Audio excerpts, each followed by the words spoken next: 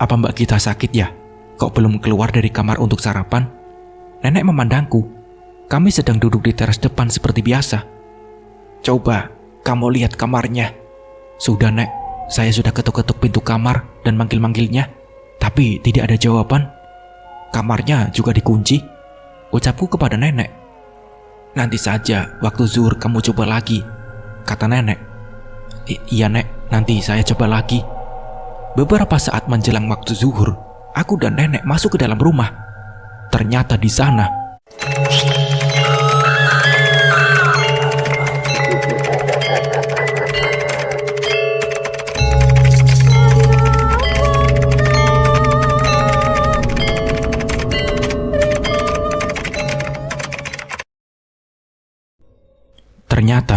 di ruang makan ada Mbak Gita. Dia sedang sarapan, atau tepatnya makan siang, karena matahari sudah tinggi. Mbak Gita makan dengan perlahan, seperti sedang melamun. Kulihat wajahnya sangat pucat, rambutnya kusut berantakan, seperti tak bergairah. Padahal biasanya, Mbak Gita selalu terlihat ceria. Apapun yang sedang dia kerjakan, dilakukannya dengan bersenandung. Mbak Gita sakit, mukanya pucat sekali, kataku. Enggak kok Mbak. Setelah selesai makan, Mbak Gita kembali lagi masuk ke dalam kamarnya. Sampai malam, Mbak Gita tak keluar dari kamarnya. Aku segera menceritakan tentang hal itu kepada Bu Asih. Tapi sepertinya dia tak begitu menanggapi ceritaku.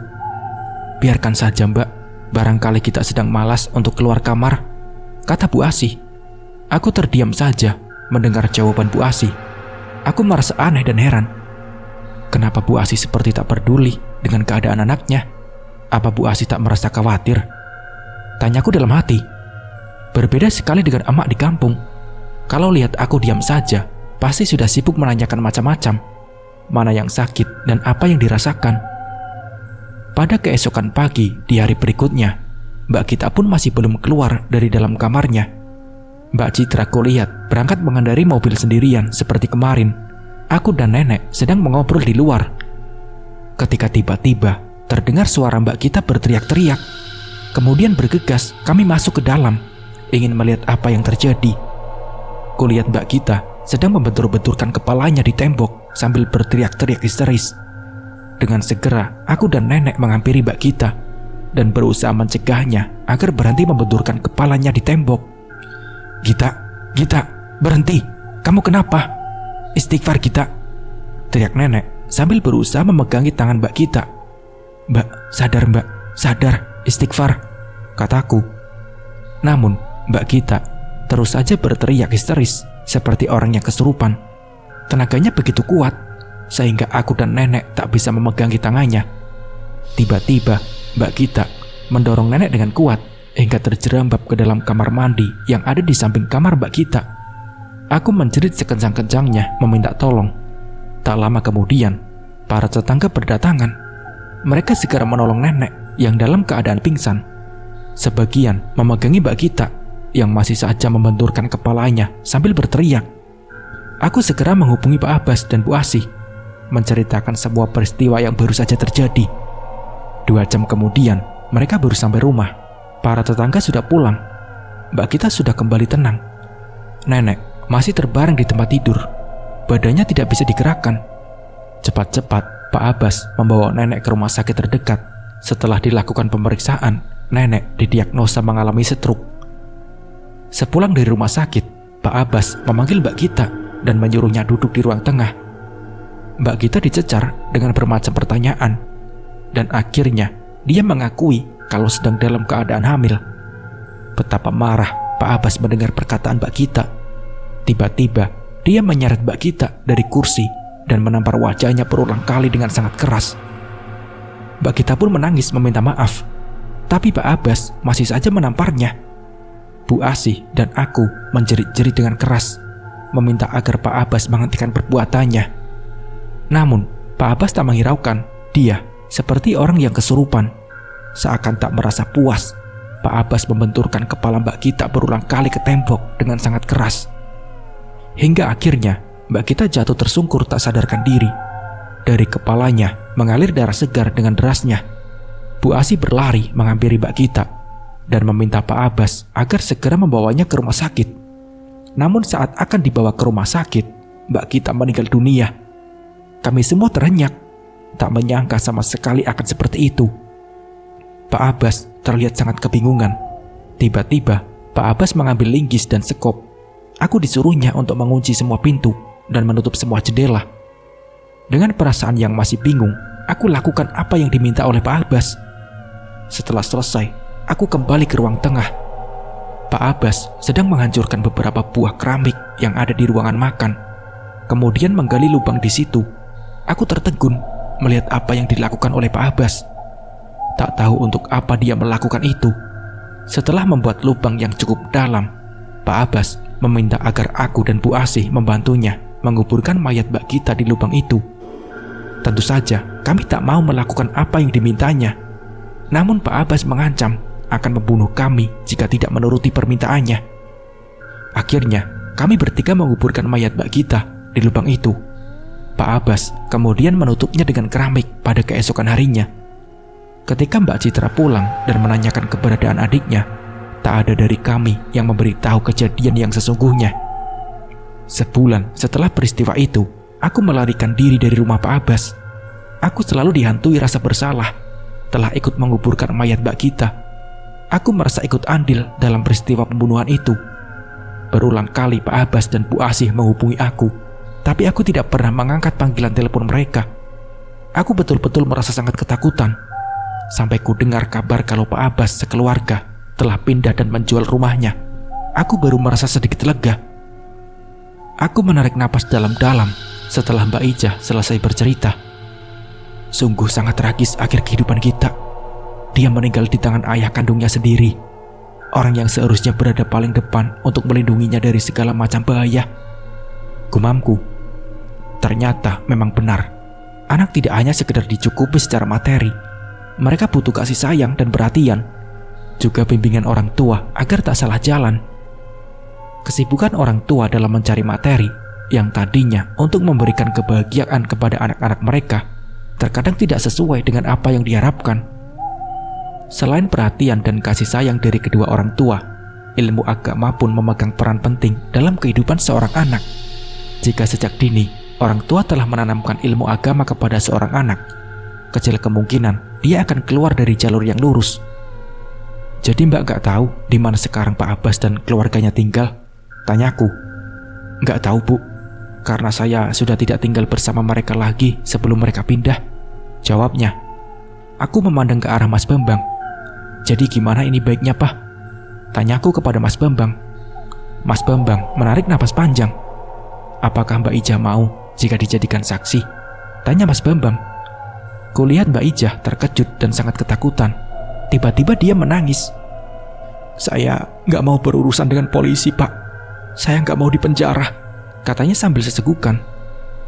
Gak usah lapor polisi dulu Pak, kasihan Mbak Ijah, kataku. Saya tidak mau dilibatkan dalam masalah ini Pak. Saya mohon dengan sangat, jangan bawa-bawa nama saya, kata Mbak Ijah. Beberapa menit kemudian semua terdiam. Ya sudah, Bapak akan menghubungi Pak Edi, menceritakan apa yang kita lihat dan temukan tanpa melibatkan Mbak Ijah, kata Mas Bambang kemudian. Alhamdulillah, terima kasih Pak, kata Mbak Ijah sambil mengusap muka dengan kedua telapak tangannya. Dia sudah bisa tersenyum. Kami yang seharusnya berterima kasih Mbak, dengan Mbak Ijah mau menceritakan pada kami tentang apa yang telah terjadi di rumah ini, kataku. Iya Bu, sama-sama. Jika sudah tidak ada lagi yang ditanyakan, saya mau pamit pulang. Kasihan anak saya ditinggal terlalu lama di rumah, ucap Mbak Ijah. Oh iya Mbak, maaf ya sudah merepotkan. Sekali lagi terima kasih, kataku. Aku kemudian mengantar Mbak Ijah sampai pintu depan, kemudian menyalakan mesin motor dan mengendarainya perlahan, meninggalkan rumah kontrakan kami. Lalu aku kembali lagi ke ruang tengah setelah Mbak Ijah hilang dari pandangan. Mas Bambang masih berada di sana. Kulihat dia sedang berusaha menghubungi seseorang dengan ponselnya, tapi tidak tersambung. Telepon siapa Pak? Tanyaku. Pak Edi, tapi gak nyambung juga Mah, jawabnya. Berkali-kali Mas Bambang berusaha menghubungi nomor telepon Pak Edi, tapi tetap tak tersambung.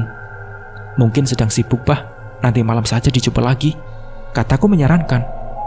Semoga saja Pak Edi bisa segera dihubungi agar masalah ini cepat selesai, jawabnya. Malam harinya, setelah kami selesai makan malam, Mas Bambang kembali menghubungi Pak Edi. Berulang kali dicoba, masih tak tersambung. Kami hampir saja putus asa. Kalau sekali ini enggak juga bisa tersambung, besok kita ke rumah Pak Yono saja. Barangkali dia punya nomor telepon Pak Edi yang lain, kata Mas Bambang. Beberapa menit kemudian, Mas Bambang mencoba lagi menghubungi Pak Edi, dan akhirnya bisa tersambung. Setelah berbahasa basi sebentar, bertanya kabar dan sebagainya, Mas Bambang kemudian menceritakan semua peristiwa yang dialami olehku dan Mbak Sumi selama menempati rumah kontrakan miliknya. Aku yang beberapa kali mendengar suara tangisan, melihat sekelebat bayangan di lantai atas, dan yang paling menyeramkan adalah sosok perempuan berambut panjang yang selalu duduk di kursi makan. Juga tentang bau amis darah segar yang sangat menyengat di indera penciumanku. Tentang teman, Damar, yang selalu mengajaknya duduk di ayunan setiap menjelang maghrib. Wulan yang tiba-tiba merasa ketakutan ketika diajak menaiki tangga, menjerit dan menangis histeris, seperti melihat hal yang sangat menakutkan. Mbak Sumi yang mendapati beberapa kali mesin cuci berputar sendiri. Padahal dia belum memasukkan selembar baju pun di dalamnya. Juga perempuan berambut panjang yang beberapa kali dilihatnya. Tak lupa juga tentang buku Mbak Ijah yang ditemukan oleh Mbak Sumi. Tapi sama sekali Mas Bambang tidak menyebutkan nama Mbak Ijah, yang mana di dalam buku itu tertulis sebuah cerita tentang peristiwa pembunuhan di rumah kontrakan Pak Edi, dan kejadian yang hampir membuat celaka Mbak Sumi, karena sesosok perempuan berambut panjang seakan ingin mencekiknya. Oleh karena itu, dengan berbagai macam kejadian yang kami alami selama menempati rumah kontrakan Pak Edi, kami berdua, aku dan Mas Bambang, mengambil kesimpulan kalau di rumah kontrakan yang kami tempati memang ada sesuatu yang tidak beres. Pak Edi sangat terkejut mendengar cerita Mas Bambang, dan dia berjanji akan segera datang ke rumah kontrakannya. Tak lupa, Pak Edi juga meminta maaf atas ketidaknyamanan yang terjadi di keluarga kami. Sungguh Pak Bambang, saya tidak tahu tentang cerita rumah itu. Ketika membeli dari Pak Abbas, dia tidak mengatakan tentang apapun mengenai rumah itu. Dan saya sekeluarga tak pernah mengalami hal seperti apa yang Pak Bambang ceritakan barusan. Saya juga tak pernah mendengar cerita apapun tentang rumah itu dari para tetangga. Atas nama keluarga, saya mohon maaf Pak yang sebesar-besarnya kepada Pak Bambang. Atas ketidaknyamanan ini, tak ada maksud apapun dari saya, karena saya memang benar-benar tidak tahu tentang hal itu, kata Pak Edi panjang lebar kepada Mas Bambang. Iya Pak Edi, tidak apa-apa. Saya maklum dan mengerti kok.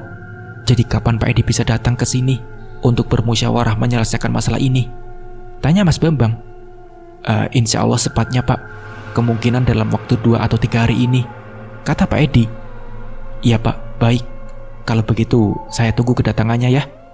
Mas Bambang kemudian menutup percakapan dengan Pak Edi. Aku bernapas lega.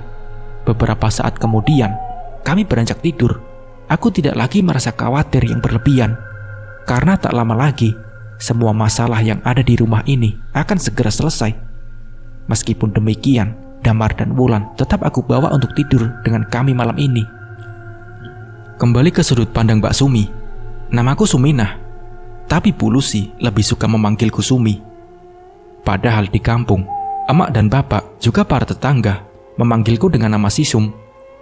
Begitu lulus SMP, aku bekerja di rumah Bu Lucy dan Pak Bambang. Waktu itu, mereka belum mempunyai anak. Damar belum lahir. 7 tahun yang lalu, Pak Bambang dan Bu Lucy datang ke rumah kami di kampung. Mereka akan menjemputku untuk membantu pekerjaan rumah Bu Lucy. Aku baru saja lulus SMP, tapi tidak bisa lagi melanjutkan ke sekolah yang lebih tinggi. Emak dan bapak tidak mempunyai uang. Mereka hanya seorang buruh tani di kampung, sedangkan aku mempunyai 2 orang adik yang masih memerlukan biaya.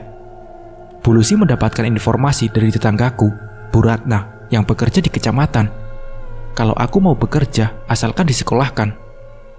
Jadi bagaimana Bu? Pak, apa betul sudah ikhlas melepaskan Sumi untuk ikut dengan kami?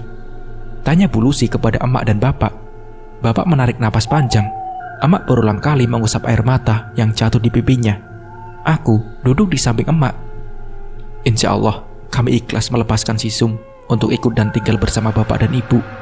Kami menitipkan si Sum sepenuhnya pada bapak dan ibu, kata bapak.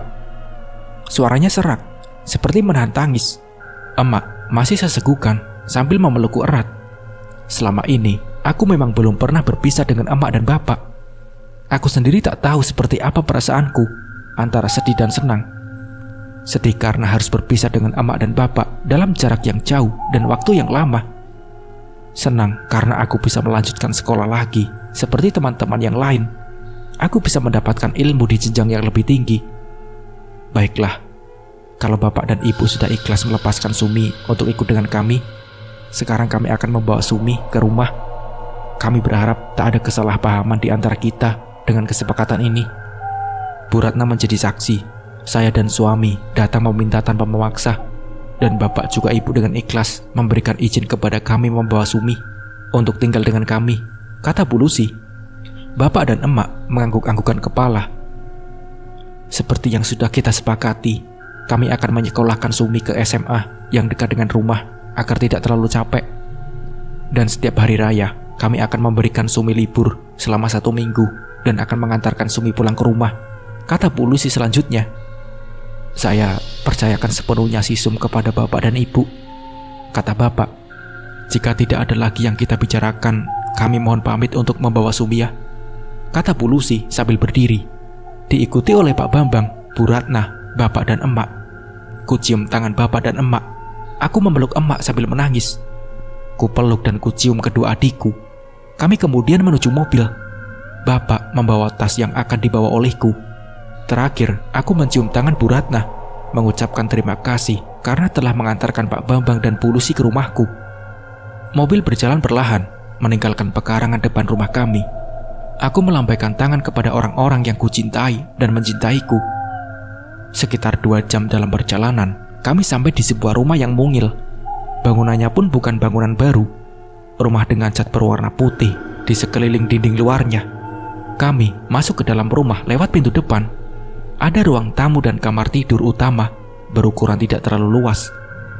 Bu Lucy langsung menunjukkan kamar tidurku yang juga berukuran kecil.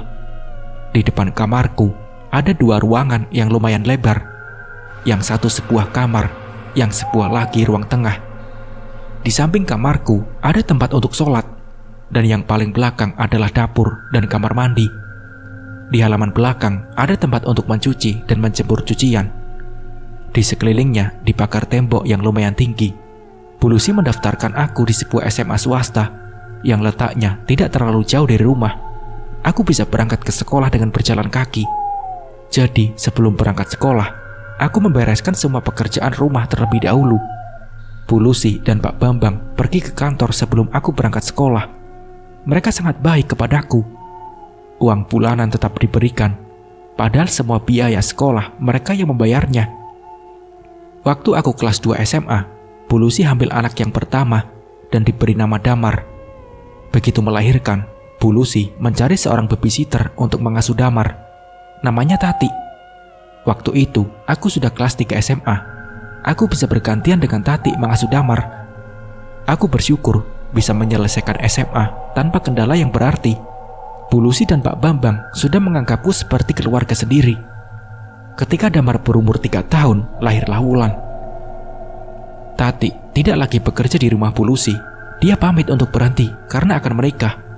Tinggal aku sendiri yang mengasuh Wulan. Tak terlalu repot karena aku sudah lulus. Lagi pula, aku sudah terbiasa mengasuh 2 adikku di kampung.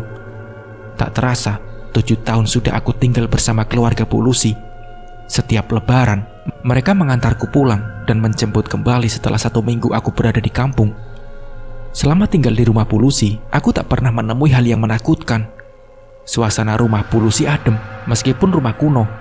Tapi ketika pindah di rumah kontrakan, aku mengalami beberapa kejadian yang membuatku merasa sangat ketakutan.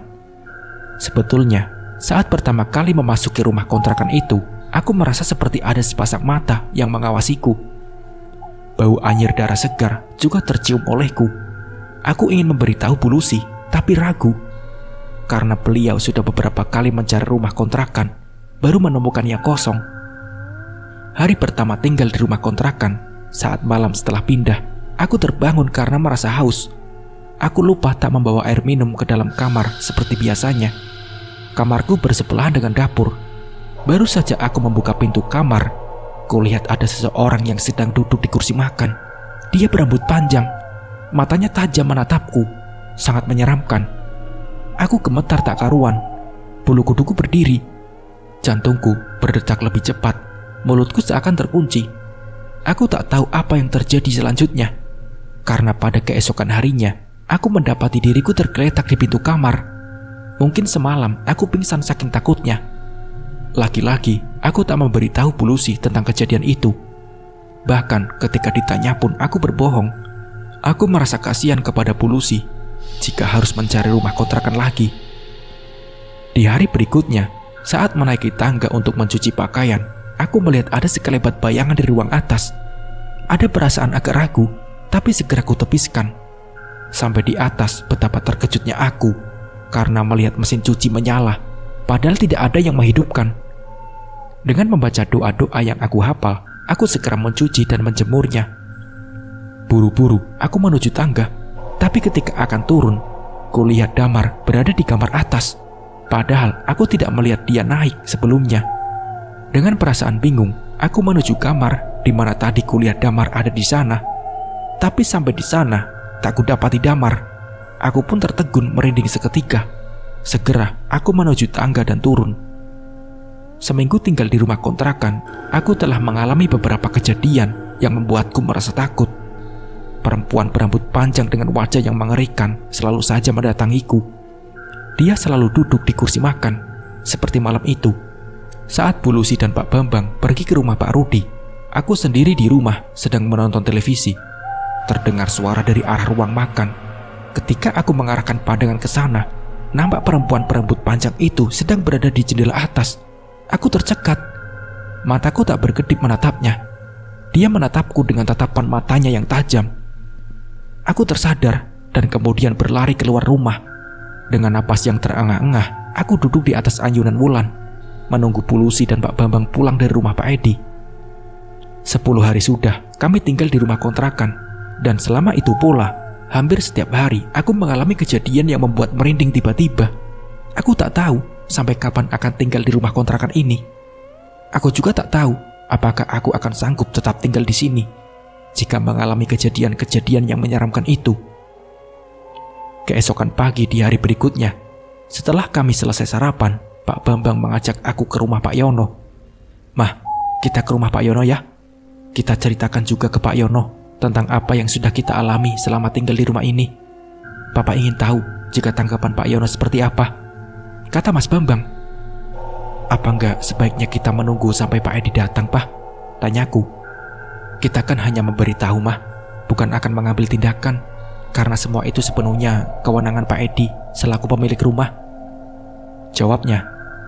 Maka kami pun berangkat ke rumah Pak Yono. Aku menitipkan Damar dan Wulan pada Mbak Sumi. Rumah Pak Yono sebenarnya tidak jauh, hanya selisih satu rumah dengan rumah kontrakan yang kami tempati. Tapi dibatasi oleh jalan dan kebun yang lumayan luas, menjadikannya terlihat jauh. Beberapa saat kemudian, kami sampai di depan rumah Pak Yono. Rumah sederhana dengan dinding tembok yang masih berupa bata merah. Banyak anak-anak yang sedang bermain di teras rumah Pak Yono. Laki-laki dan perempuan berjumlah sekitar belasan anak.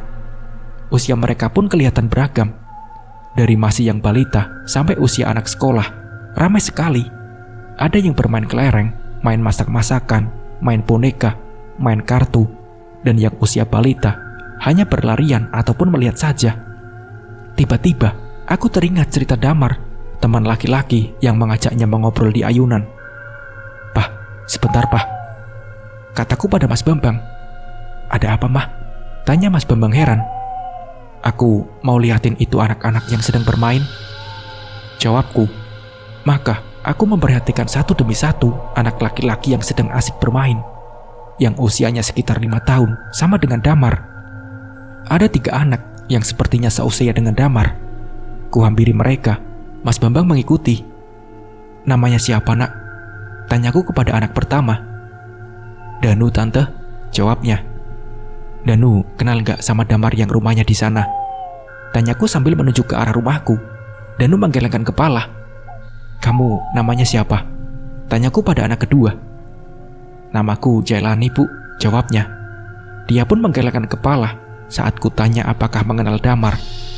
Begitu juga dengan Aziz, anak ketiga yang kutanya. Aku menghela napas.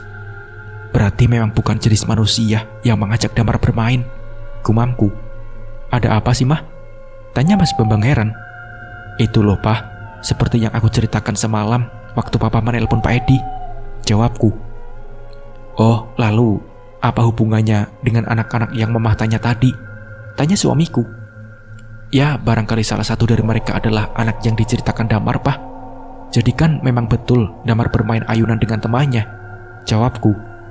Mas Bambang mengangguk-anggukan kepala. "Ayo kita menemui Pak Yono, Mah." Kami berjalan menuju pintu rumah Pak Yono. "Assalamualaikum." Aku dan Mas Bambang mengucapkan salam bersamaan. Tak ada jawaban. "Assalamualaikum." Kami mengulanginya lagi. Kali ini agak keras. Barangkali suara kami tak terdengar sampai ke dalam. Tapi tetap saja tidak ada jawaban. "Kita tunggu sebentar ya, Mah, daripada bolak-balik," kata Mas Bambang. "Iya, Pah," jawabku. Sejenak kami menunggu Pak Yono keluar dari dalam rumah sambil duduk di kursi yang ada di teras. Tak lama pintu pun terbuka. Nampak Pak Yono di sana. "Loh, ada tamu? Maaf Pak Bambang, saya nggak tahu," ucapnya. "Mari silakan masuk, Pak, Bu." Kami berdua pun masuk dan duduk setelah Pak Yono mempersilahkan.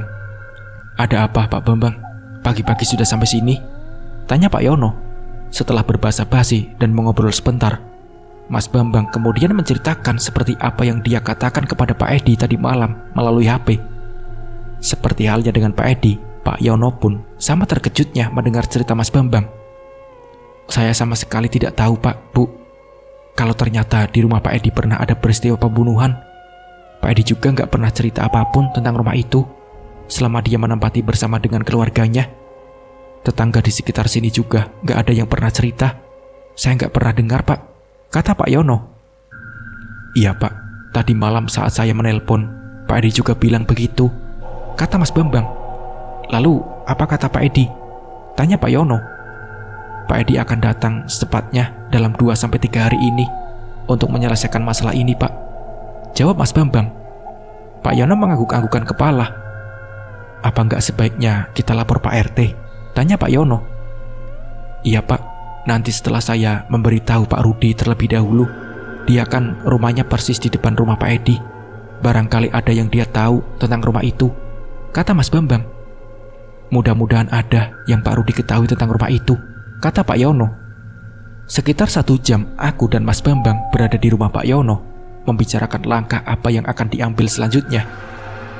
"Karena sudah nggak ada yang perlu dibicarakan lagi, kami mohon pamit ya, Pak," kata Mas Bambang. "Kok buru-buru sih, Pak? Sering-seringlah main ke sini," kata Pak Yono. "Iya, insya Allah, Pak, kami akan menemui Pak Rudi setelah ini," kata Mas Bambang. Kami pun bersalaman dan kemudian pamit pulang. Dari rumah Pak Yono, kami menuju ke rumah Pak Rudi. Di depan rumah Pak Rudi, terlihat dia sedang mengeluarkan mobilnya. Pah, kayaknya Pak Rudi mau pergi deh," kataku. "Iya, Mah, ya sudah, nanti saja kalau Pak Rudi sudah pulang, kita ke rumahnya." Akhirnya, kami tidak jadi ke rumah Pak Rudi dan langsung pulang ke rumah kontrakan. Di depan, kulihat Mbak Sumi sedang bermain dengan Damar dan Wulan di ayunan. Melihat kami datang, Damar dan Wulan berlari memelukku. Ku peluk mereka dengan erat.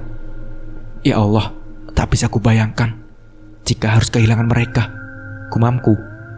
Kami pun masuk ke dalam rumah bersama. "Assalamualaikum," terdengar suara Mas Bambang mengucapkan salam. Dia baru pulang dari musola. "Waalaikumsalam," jawabku dan Mbak Sumi bersamaan. "Pak Rudi sudah pulang, Mah. Baru saja sholat berjamaah di musola bareng Papa," kata Mas Bambang setelah duduk di sampingku. Aku sedang berada di ruang tengah, menonton acara film kartun di televisi bersama anak-anak dan Mbak Sumi. "Ya sudah, nanti setelah makan siang kita ke rumahnya ya, Pak. Damar dan Wulan kita ajak sekalian biar bermain dengan Cika dan Radit," kataku. Kami lalu mengobrol sebentar mengenai masalah rumah kontrakan Pak Edi sebelum Mbak Sumi selesai menatap meja makan untuk makan siang bersama. Setelah selesai makan siang, kami ke rumah Pak Rudi. Damar dan Wulan ikut serta. Assalamualaikum. Kami mengucapkan salam. Waalaikumsalam. Terdengar suara Bu Hani dari dalam rumah. Pintu terbuka. Nampak Bu Hani tersenyum ramah. Maaf Bu, apa Pak Rudi ada? Tanya Mas Bambang. Ada di dalam. Mari silakan masuk Pak. Bu, sebentar saya panggilkan. Silakan duduk ya, kata Bu Hani. Dia lalu masuk ke dalam. Kami masuk dan duduk di ruang tamu rumah Pak Rudi. Tak lama Pak Rudi keluar dengan Bu Hani, juga Cika dan Radit. Wah, ada angin apa nih? Kata Pak Rudi sambil tertawa dan menyalami tangan Mas Bambang. Pak Rudi bisa saja. Begini Pak, ada hal penting yang ingin kami ceritakan, kata Mas Bambang. Pak Rudi dan Bu Hani saling berpandangan. Mungkin mereka merasa heran. Soal apa itu? Tanya Pak Rudi. Tentang rumah kontrakan yang kami tempati Pak, kata Mas Bambang. Sebentar Pak, saya ajak anak-anak ke dalam dulu, kata Bu Hani. Lalu Bu Hani menyuruh Cika dan Radit agar mengajak Damar dan Wulan bermain. Cika, Radit, ayo diajak main Damar sama Wulan, kata Bu Hani sambil menggandeng tangan Damar dan Wulan menuju ke dalam, diikuti oleh Cika dan Radit. Tak berselang lama, Bu Hani sudah kembali ke ruangan tamu dan duduk di samping Pak Rudi. Nah, sekarang sudah bisa dimulai ceritanya Pak. Monggo silahkan. Apa yang mau diceritakan? Kata Pak Rudi. Mas Bambang kemudian menceritakan apa yang telah kami alami di rumah kontrakan, sama seperti yang dia ceritakan kepada Pak Edi dan Pak Yono. Pak Rudi dan Bu Hani pun tak kalah terkejut mendengar cerita itu. Mereka sama sekali tak menyangka ada peristiwa pembunuhan yang terjadi di rumah yang letaknya berhadapan dengan rumahnya. Selama kami tinggal di sini, sama sekali tak pernah mendengar apapun tentang rumah itu. Pak Abbas dan Bu Asih memang jarang bergaul dengan tetangga, juga kedua anak mereka. Mungkin karena kesibukan, yang suka terlihat berada di depan ya nenek sama Mbak Ijah, kata Bu Hani. Memang beberapa waktu yang lalu pernah terjadi keributan di rumah itu. Tetangga sekitar berdatangan, termasuk saya, karena mendengar teriakan orang yang minta tolong. Di dalam terlihat kita yang sedang teriak-teriak. Sementara di tempat lain, Mbak Ija sedang membantu nenek yang tersungkur di kamar mandi. Belakangan diketahui kalau ternyata kita yang telah mendorong nenek hingga mengakibatkan stroke. Tak lama setelah peristiwa itu, saya tidak pernah lagi melihat Mbak Ija duduk di depan dengan nenek seperti biasanya. Kemudian, tahu-tahu rumah itu sudah diganti pemiliknya. Saya tidak tahu kapan Pak Abbas dan keluarganya pindah rumah. Pak Rudi bercerita dengan panjang lebar. Jadi, gimana sekarang baiknya Pak? Tadi waktu kami memberitahu Pak Yono, dia menyarankan agar laporan kepada Pak RT, kata Mas Bambang. Iya benar, kita harus laporan kepada Pak RT. Kalau Pak Edi sudah datang, kita tinggal musyawarah. Pak RT sudah diberitahu sebelumnya, jadi bisa menyingkat waktu, kata Pak Rudi. Kalau begitu, nanti selepas sholat asar kita ke rumah Pak RT. Jangan lupa, Pak Yono diberitahu agar ikut juga, kata Pak Rudi. Baiklah, saya setuju. Sekarang kami pamit dulu ya, kata Mas Bambang. Loh, kok buru-buru? Seperti yang tinggal jauh saja, kata Pak Rudi. Kami semua tertawa. Damar, Wulan, ayo kita pulang, kataku memanggil kedua anak kami. Biarkan saja Bu Lucy, mereka masih bermain, kata Bu Hani. Tak lama, Damar dan Wulan muncul dari dalam, diikuti oleh Cika dan Radit. Ayo, salim dulu, kita pamit pulang, besok main lagi, kataku pada Damar dan Wulan. Mereka kemudian mencium tangan Pak Rudi dan Bu Hani. Kami pamit dulu ya Pak, Bu, sampai ketemu nanti sore, kata Mas Bambang. Seperti yang sudah disepakati, selepas sholat asar, kami berempat mendatangi rumah Pak RT. Setelah sebelumnya Mas Bambang menghubungi Pak Yono untuk ikut serta. Sesampainya di rumah Pak RT, ada beberapa orang yang juga sedang bertamu. Setelah berbincang sebentar dengan Pak RT, Mas Bambang kemudian melaporkan peristiwa yang telah terjadi di rumah kontrakan yang kami tempati. Suasana seketika menjadi ramai. Tamu Pak RT yang datang lebih awal saling berkomentar, yang intinya mereka tak menyangka sama sekali ada peristiwa pembunuhan di rumah kontrakan yang kami tempati. Pak RT kemudian mengatakan akan bermusyawarah dengan warga sekitar tindakan apa yang sebaiknya diambil. Selesai mendengar cerita dari Mas Bambang, Setelah dirasa cukup, kami berempat berpamitan dan kembali pulang ke rumah masing-masing. Sehari kemudian, Pak Edi sampai di rumah kontrakan kami, yang juga adalah rumah miliknya. Mas Bambang kemudian memperlihatkan buku milik Mbak Ijah dan lantai keramik di ruang makan. Setelah Pak Edi istirahat sejenak, Pak Edi membaca buku yang diberikan oleh Mas Bambang. Nampak dari wajahnya, dia terkejut. Keningnya berkerut dan sesekali menghela napas panjang. Ya Allah, sama sekali saya nggak menyangka. Selama menempati rumah ini, saya juga nggak pernah memperhatikan lantai keramik ini, kata Pak Edi setelah selesai membaca buku itu. Dia kemudian mengamati lantai keramik yang dimaksud, sambil menggeleng-gelengkan kepala dan berulang kali membaca istighfar. Tak lama, Pak RT, Pak Yono, Pak Rudi, dan beberapa warga sekitar datang. Kami kemudian bermusyawarah apa yang akan dilakukan dan bagaimana sebaiknya. Memerlukan waktu yang lumayan lama, dan setelah selesai, diambil keputusan untuk membongkar tempat di mana mayat kita dikuburkan saat itu juga. Pak Edi kemudian menghubungi Pak Abbas, tapi dia tidak bisa dihubungi. HP-nya sudah tidak aktif lagi, dan tidak ada yang mengetahui di mana keberadaan Pak Abbas setelah pindah. Adakah di antara yang hadir mengetahui keberadaan Pak Abbas atau yang mempunyai nomor HP-nya? Tanya Pak RT. Di antara semua yang hadir, tak ada yang menjawab. Itu artinya tak ada yang tahu di mana Pak Abbas tinggal. Pak Edi tak mau melibatkan pihak berwajib dengan beberapa alasan yang dia kemukakan kepada kami, dan kami memakluminya. Maka beberapa warga kemudian membongkar tempat di mana mayat kita dikuburkan. Memerlukan waktu yang cukup lama karena semua telah dicor dengan semen. Aku menyaksikan semua itu dengan hati yang pilu. Tak terasa, air mata ini menetes membasahi kedua pipiku. Membayangkan saat kita dihajar oleh Pak Abbas membuat hatiku teriris. Memang apa yang telah terjadi pada kita adalah sebuah aib keluarga. Tapi semua itu bukan semata-mata kesalahannya. Orang tua juga ikut andil di dalamnya. Seharusnya sebagai orang tua, Pak Abbas bisa introspeksi diri. Kenapa bisa terjadi hal yang memalukan pada kita? Meskipun marah dan emosi, tapi tidak sepantasnya melakukan hal yang menyakiti anaknya. Karena dia adalah amanah dari Allah yang harus dijaga dengan sebaik-baiknya. Setelah beberapa jam berlalu, akhirnya terlihat mayat kita yang sudah menjadi tengkorak tanpa dibungkus oleh selembar kain pun. Aku merasakan kesedihan yang kian mendalam. Kasihan sekali kita.